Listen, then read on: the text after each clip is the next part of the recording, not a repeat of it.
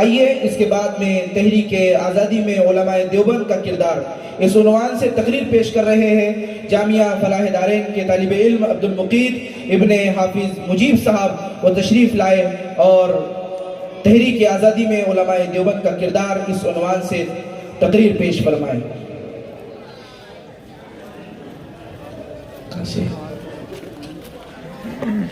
Doctor مبین صاحب کی جانب سے 200 روپے پیش کیے گئے ہیں، شیخ سلیم صاحب کی جانب سے 50 روپے، شیخ ایوب صاحب کی جانب سے 50 روپے، شیخ بھائی کی جانب سے 100 روپے، عبید الرحمن صاحب کی طرف سے 100 روپے پیش کیے گئے ہیں۔ اسی طریقے سے صادق بھائی کی جانب سے 50 روپے پیش کیے گئے ہیں۔ ضیاء اللہ صاحب کی جانب سے بہت سارے لوگوں نے بہت سارا انعام پیش کیا ہے، اللہ تعالیٰ سب کو جزائے خیر عطا فرمائے۔ السلام علیکم ورحمۃ اللہ وبرکاتہ۔ الحمد للہ رب العالمین والصلاة والسلام علی سید الانبیاء والمرسلین محمد وآلہ واصحابہ اجمعین ومن تبعہم بإحسان الی یوم الدین، اما بعد۔ محترم سامعین اکرام اور اسٹیج پر موجود تمام علماء اکرام، میں اپنے شعر کا آغاز اس شعر کے ساتھ شروع کرتا ہوں۔ لہو وطن کے شہیدوں کا رنگ لایا ہے، لہو وطن کے شہیدوں کا رنگ لایا ہے، اچل رہا ہے زمانے میں نام آزادی۔ یہ میرے لیے بڑی سعادت و خوش نصیبی کا مقام ہے کہ آج اس بدلوں میں تحریک آزادی علماء دیوبند کے کردار کے موضوع پر رب کشائی کی جسارت کر رہا ہوں۔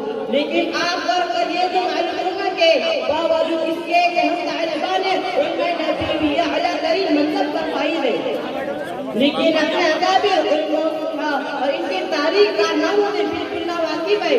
ہمارے نگاہوں سے ہمارے اسلاف کے روشن کارنامے پوشیدہ ہے۔ آج میں آپ لوگوں کے سامنے انہی گوشوں پر اپنی صلاحیت و استعداد اور علم و معلومات کے مطابق روشنی ڈالوں گا۔ برادران ملت، ہندوستان کی روشن تاریخ گواہ ہے کہ جب بھی ہندوستان کو خون کی ضرورت پڑی تو سب سے پہلے مسلمانوں نے پیش قدمی کی، اور جب بھی ہندوستان کے سالمیت کو خطر لاحق ہوا تو مسلمان آگے بڑھ کر اس کے محافظ پاسبان بن گئے۔ اب حضرت کو معلوم ہے ہندوستان ایک طویل عرصے تک انگریزی سامراج کے جنگل میں گرفتار رہا۔ مغلوں کی کمزوری اور ملکوں کی بدامنی و طوائف الملک کی بدولت ہندوستان کو طاق غلامی پہننا پڑا۔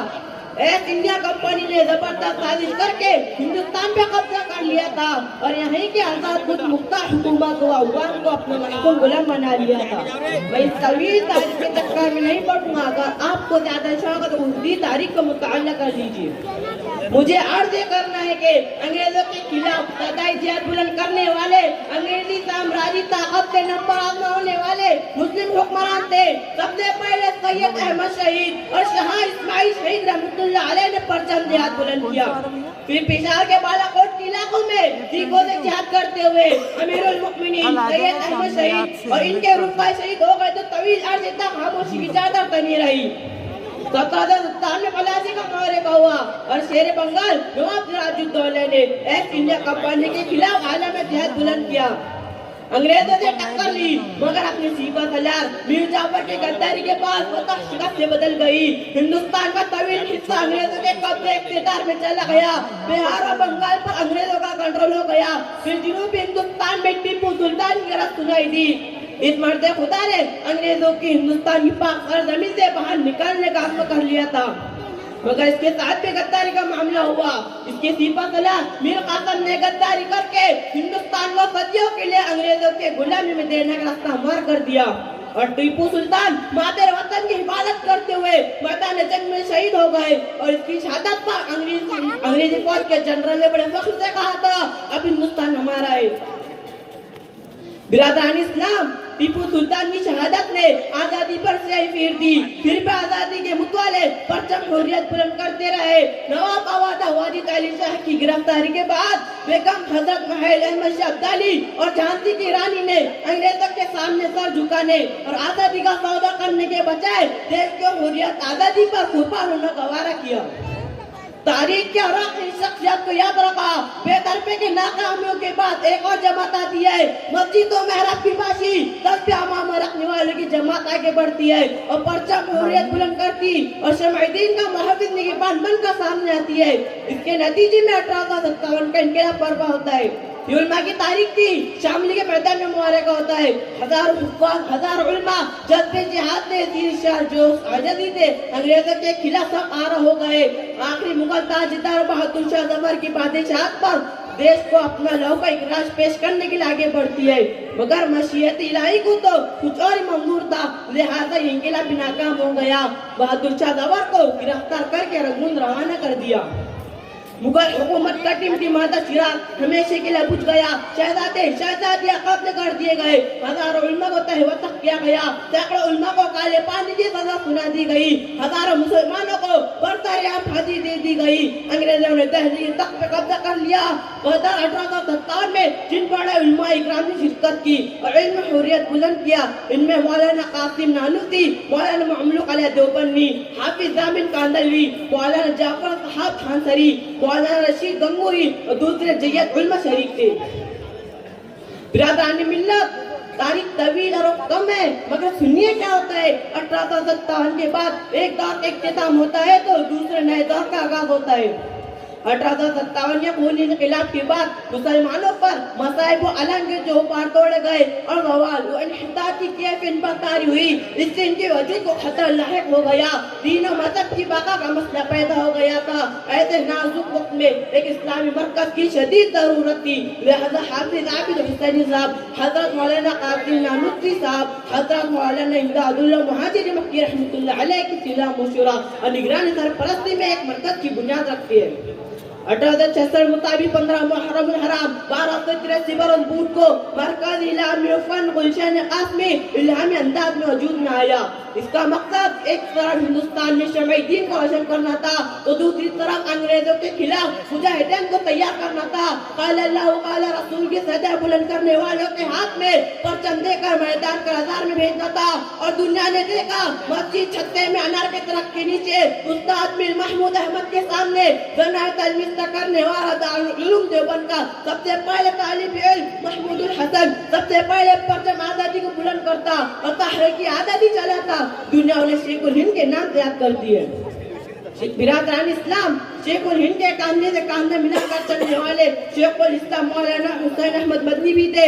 قدم قدم پر ان کا ساتھ کیا، ساتھ ہی گرفتار ہوئے اور ماٹم استاد کے ساتھ شریک ہوئے. ہندوستان چھوڑو تحریک میں حصہ لیا، ادھر پوشی کو شعار بنایا، ہندوستان کی گوشہ گوشہ کو ادھر کیا اور آزادی کی تحریک میں رکوب دی. اور مولانا شبیر احمد عثمانی نے تحریک آزادی میں زبردست رول ادا کیا.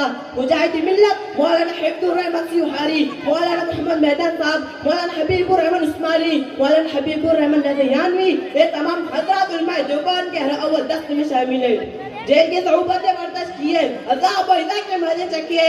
اگر کہا جائے کہ مہاتما گاندھی، جواہر لال نہرو اور دوسرے اہم قوم لیڈروں کو ہیرو بنانے والے ہمارے علماء ہی تھے تو مبالغہ نہیں ہوگا.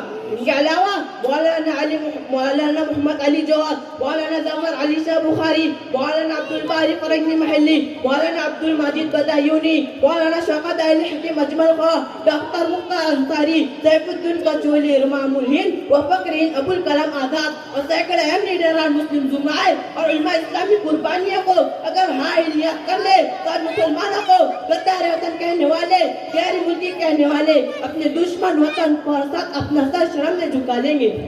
برادران ملت، آخر میں یہی کہوں گا کہ قلت وقت کے بعد علماء دیوبند کو کارناموں کا محض بیان نہ کر سکا، مگر اتنا ہی کہنا کافی ہوگا کہ دارالعلوم دیوبند کے امیر میں جذبہ حریت اور جوش جہاد پایا جاتا ہے اور یہی ان کی سب سے بڑی نرالی شان ہے. میں اپنے تقریر کے کتاب اس شعر کے ساتھ کرتا ہوں. تم ہو ایک دن ناجاوید روایت کے چراغ، تم ہو ایک دن ناجاوید روایت کے چراغ، تم کو شام کو درج ہو کے ڈھل جاویں گے. وآخر الدعوان الحمدللہ رب العالمین. السلام علیکم ورحمۃ اللہ وبرکاتہ. ماشاءاللہ، یہ تھے عبد المقیت صاحب جو حافظ مجیب صاحب کے فرزند ارجمن. آزادی میں علماء دیوبند کا کردار تحریک آزادی میں اس عنوان سے تقریر پیش کر رہے تھے. آئیے اس کے بعد میں اس باب کے ایک مالی جناب حافظ مستقیم صاحب کے فرزند ارجمن محمد تقی سے گزارش کریں گے کہ وہ آئے اور اپنا کلام پیش فرمائے. محمد تقی ابن حافظ مستقیم صاحب آئیے بہت سارے لوگوں نے ماشاءاللہ انعامات سے طلبہ کو نوازا ہے. ڈاکٹر محمین صاحب کی جانب سے 200 روپے, جنید بھائی کی جانب سے 100 روپے, عظمت اللہ خان صاحب کی طرف سے 200 روپے, قاضی محمد صاحب کی طرف سے 200 روپے. اسی طریقے سے حافظ اقبال صاحب کی جانب سے تمام طلبہ کی خدمت میں 1100 روپے پیش کیے گئے ہیں. حفاظ کرام کو 2 کپڑے کے جوڑے, اساتذہ کرام کو انعام دیا گیا ہے. انیس بھائی کی طرف سے 200 روپے, ماسٹر صادق صاحب کی طرف سے 100 روپے, غفران صاحب کی طرف